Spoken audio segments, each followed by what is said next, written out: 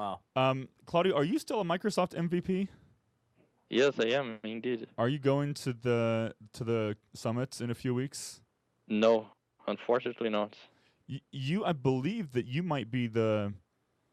I know you were an MVP before me, and I think that you might be the longest term MVP of all the current MVPs. Do you think that's correct? Yeah, I was the first one in 2001.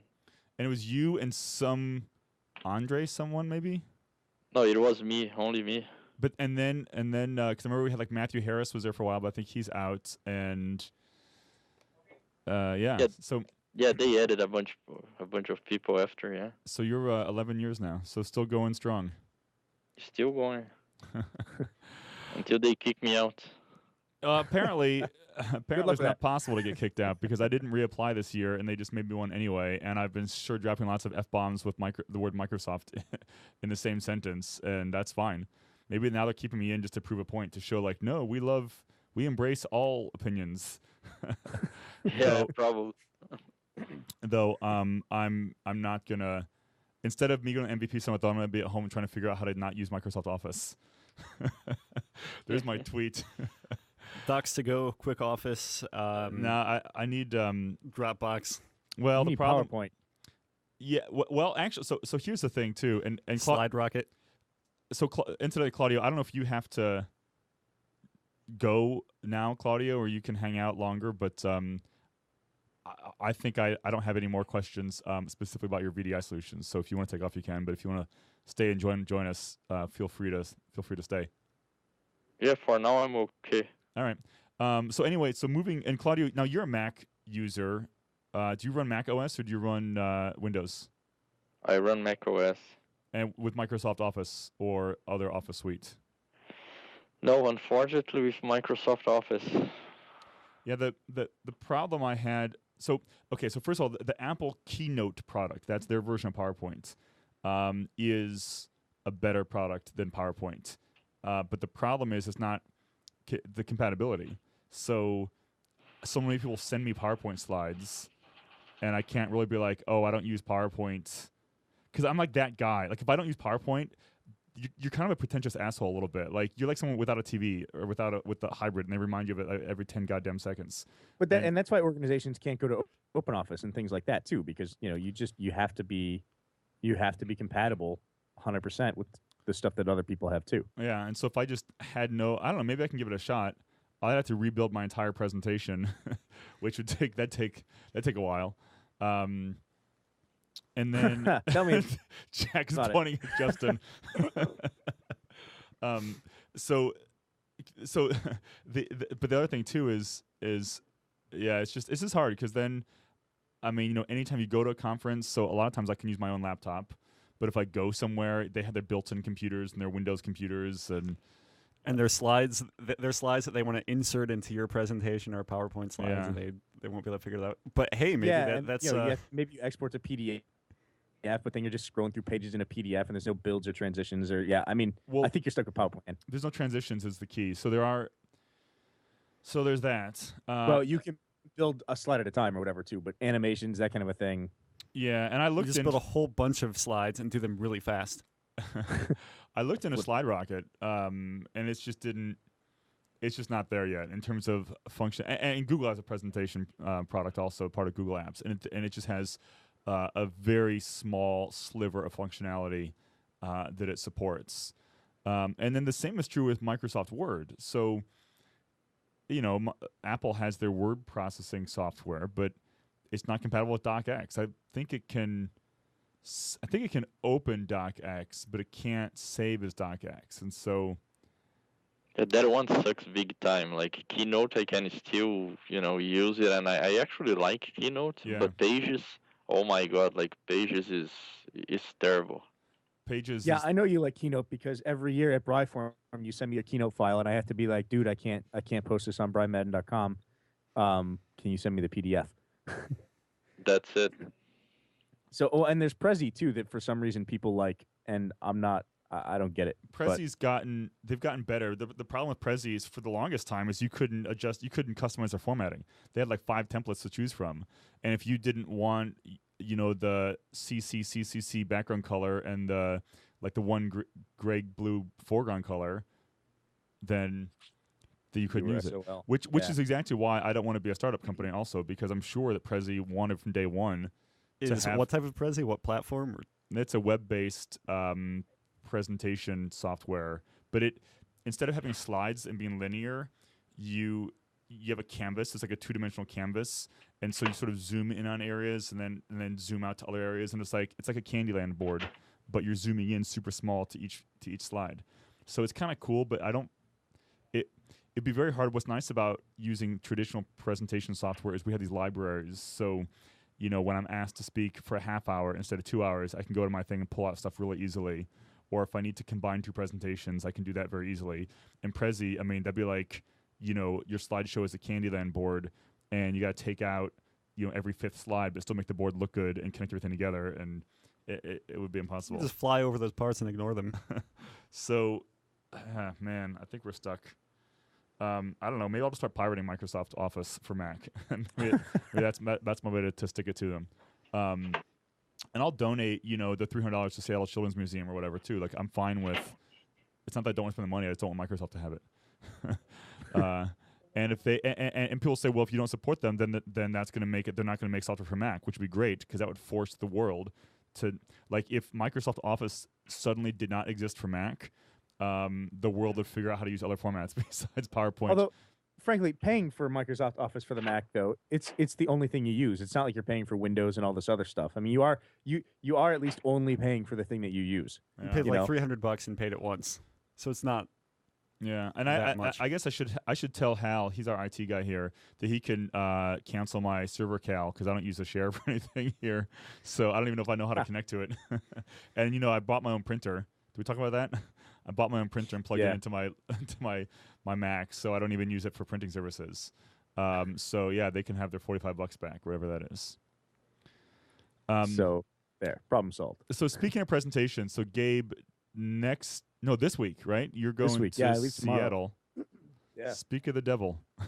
Well, and talk about rebuilding your presentation, because, I mean, I've seen you give your presentation, and I'm basically giving the same thing. It's not word for word copy, and so I go to I have to make my own slide deck, and so I can't I can't give your presentation. You're batshit crazy out there. Your arms waving, and your presentation is so refined after giving it 175 times that you're just pop pop pop, and you could do it behind you. You could probably just set your to auto record your presentation, then just hit play and talk. and you're that synchronized to yours. So for mine, I thought, okay, even though the message is fairly similar, you and I have a few differing views, and this is, this isn't the Brian VDI show. This is mine. So I'm gonna go through. I'm gonna keep your first slide. I think it's the first thing I came up with. Like, okay, so thanks everybody for coming. We're here for one of a few reasons. We're here for one is you thought Brian was coming, and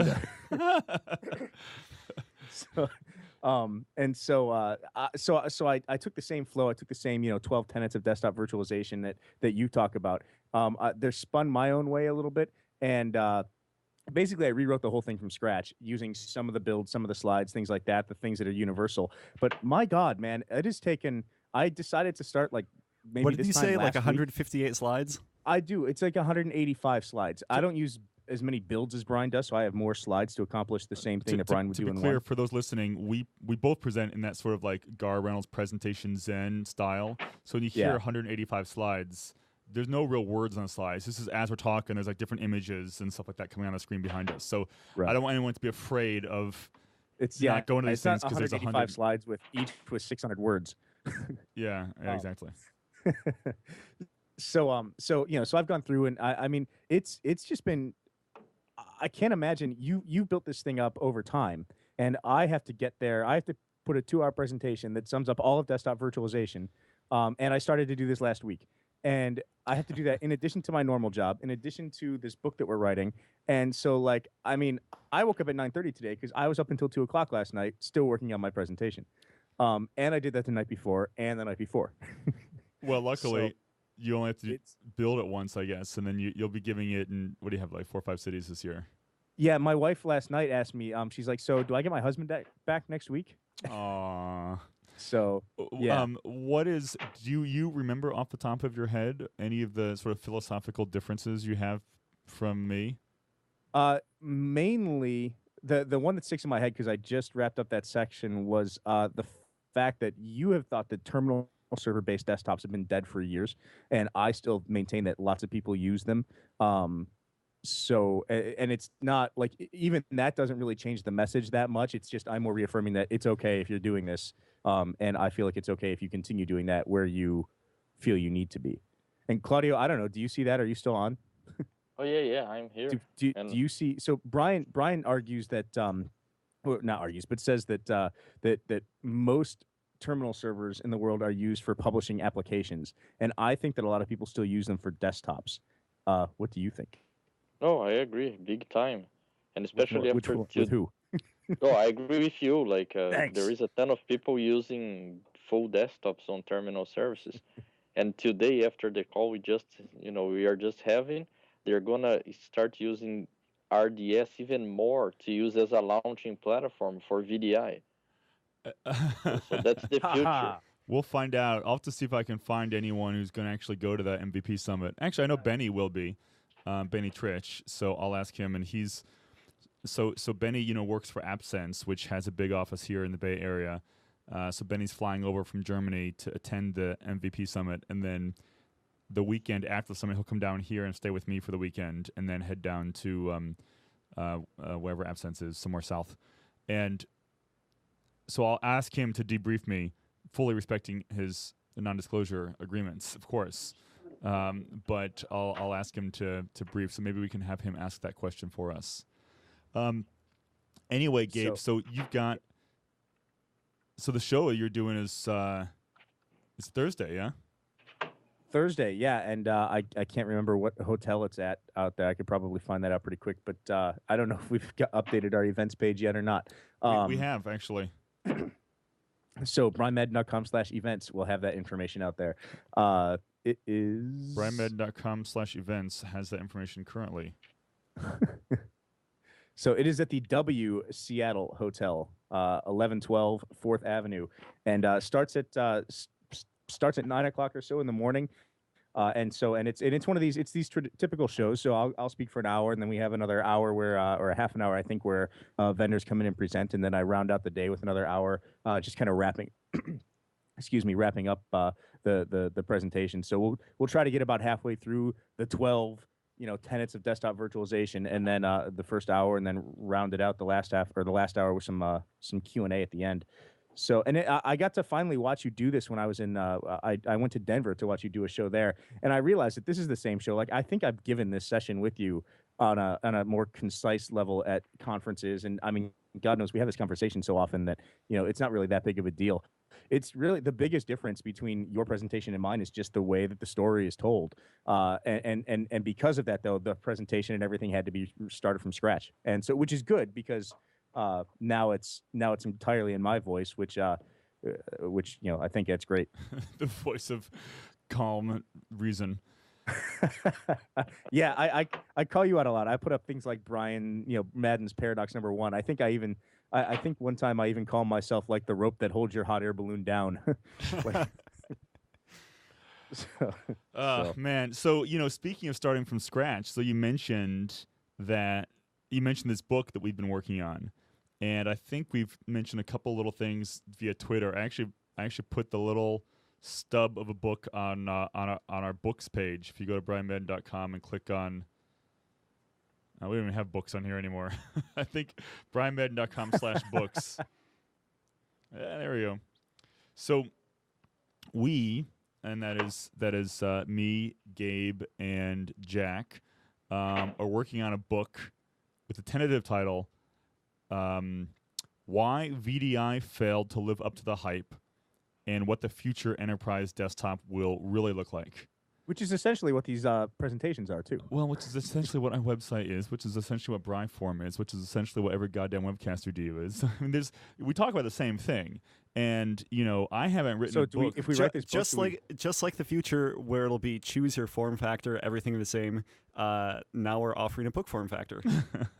Yeah. So as man, He's so new and he's so good. I'm telling you, man. 5 years he'll do look. we ever have to talk about this again after we write a book, though? Oh well. I mean, it's they pay us to do it, so I mean, it's no different than a doctor. Like he probably, the dentist fixes the same 15 teeth problems 438,000 times in a row and then retires. And so this is this is our rotten tooth. And well, and in the perfect storm here, so this book, it needs to be written at the same time that I'm trying to do this presentation. And so I have to, like, when I tried to sit down and write some of this book, and I just couldn't do it because I was still in presentation mode in my head. And it's a different style, it's a different message, it's more long form, and so I just couldn't think that way. I couldn't wrap my head around book writing at the same time I was trying to do presentation deck creating. Even though a lot of it's the same, there's just so much more to be said about it than you can say in a 2-hour slideshow. That I mean, this book is going to be really, really great when it's all done. But man, it's a big process. I've never actually written anything. You've got what, 3 books under your belt now, and this one will be number 4, I think, right? Yeah. So first of all, I guess this was like we just heard you describe why you haven't written anything yet. So I got hear you loud and clear. Yeah, I don't know if Ron. This saves us from having the conversation later. I don't know if Ron Oglesby is still listening. The last book that I wrote was co-authored with him. It was actually written in 2003. It was about Terminal Server, 2003, and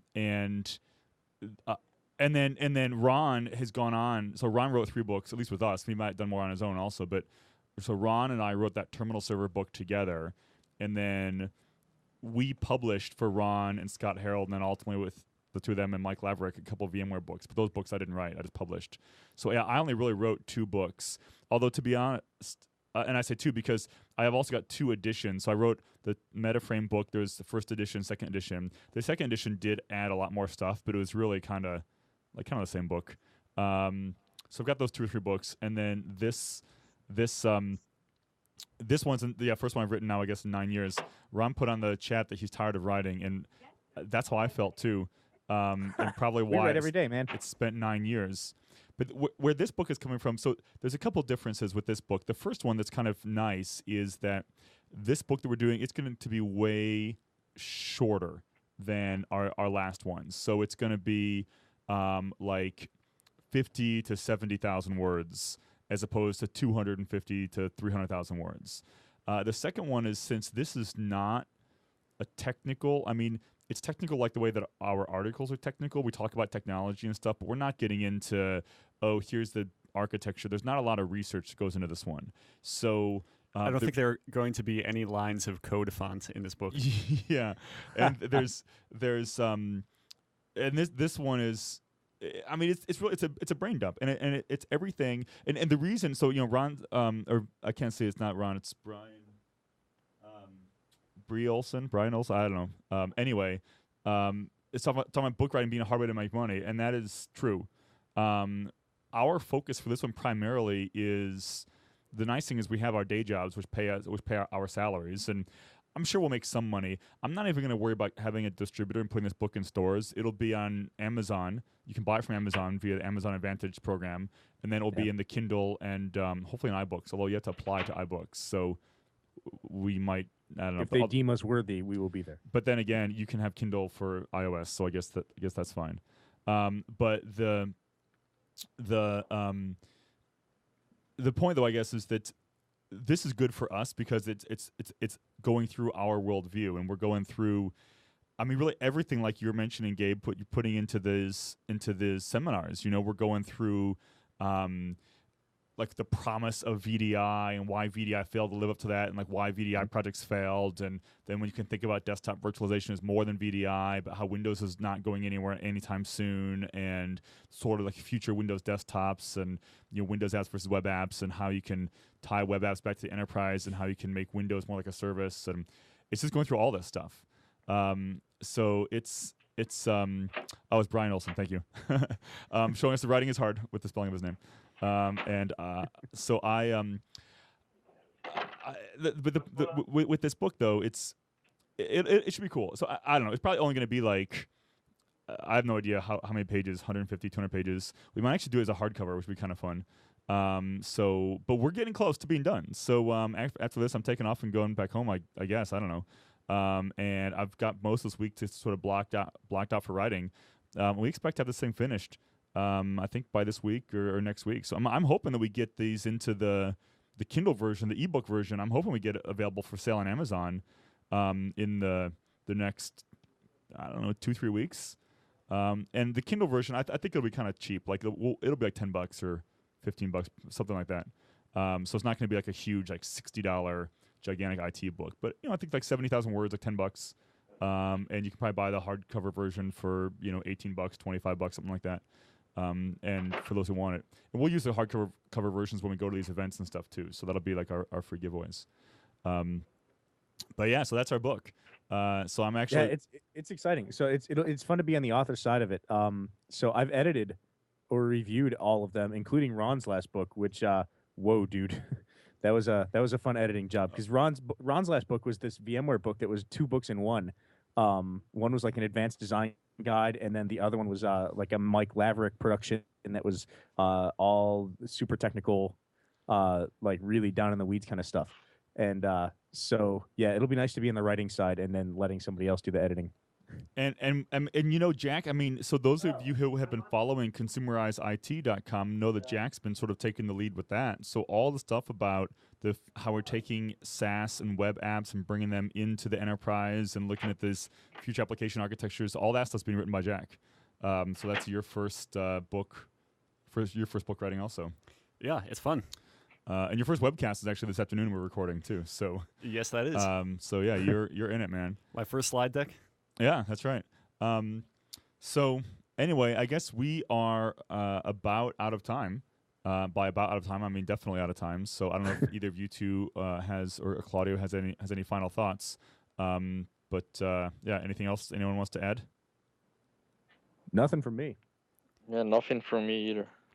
All right. Well, on that note, then, Claudio, thank you so much for putting up with our technical difficulties, or maybe you should be thanking us for putting up with your technical difficulties. I'm not sure, but thanks for joining. Get Ron on the show sometime. He's so chatty there. I would love to have Ron on the show, so we'll talk to him afterwards. But Claudio, thank you for joining. Gabe, of course, always for joining. Jack, all of you. Justin, thank you for working like crazy to monitor the show and to figure out how to hook up Claudio. And we'll talk together on short notice too today. So. Yeah. And we'll talk to you all next week.